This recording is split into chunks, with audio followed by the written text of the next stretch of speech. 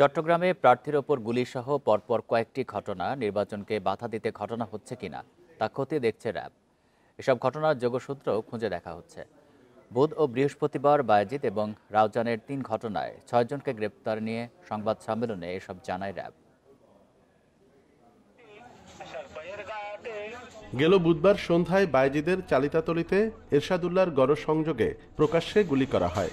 এতে এরশাদ গুলিবিদ্ধ হন। নিহত হন শীর্ষ সন্ত্রাসী সারওয়ার বাবলা। কয়েক ঘণ্টা পর রাউজানে বিপ্লব ও সংহতি দিবসের প্রস্তুতি সভায় গুলি হয়। পরদিন সেই চালিতাতলীতে আবারও গুলির ঘটনা। এতে গুলিবিদ্ধ হন এক রিকশা চালক। জঙ্গল সলিমপুর বাকুলিয়া এক্সেস রোড চালিতাতলী পরপর এসব ঘটনায় নগরের শৃঙ্খলা নিয়ে শঙ্কা বাড়ছেই। এছাড়া স্বয়ংক্রিয় অস্ত্রের ব্যবহার ভাবিয়ে তুলছে বাহিনীগুলোকে।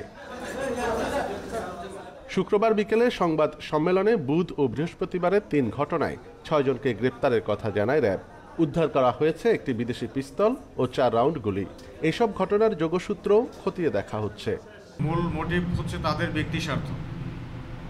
তো তারা তাদের ব্যক্তি স্বার্থের জন্যই যা কিছু করার করছে। বাট অবশ্যই নির্বাচনের আগে এই ধরনের কার্যক্রম একটা শঙ্কার বিষয়।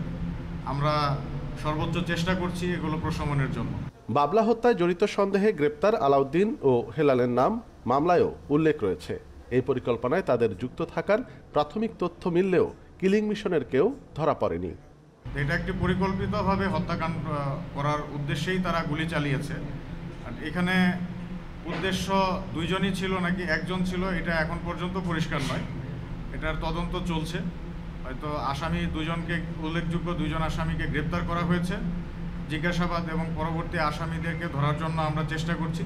নির্বাচনে বাধা দিতে এসব করা হচ্ছে কিনা তদন্তে সেই বিষয়েও মাথায় রাখছে র্যাব। নির্বাচনকে কেন্দ্র করে অনুপম শীল, ইন্ডিপেন্ডেন্ট নিউজ, চট্টগ্রাম।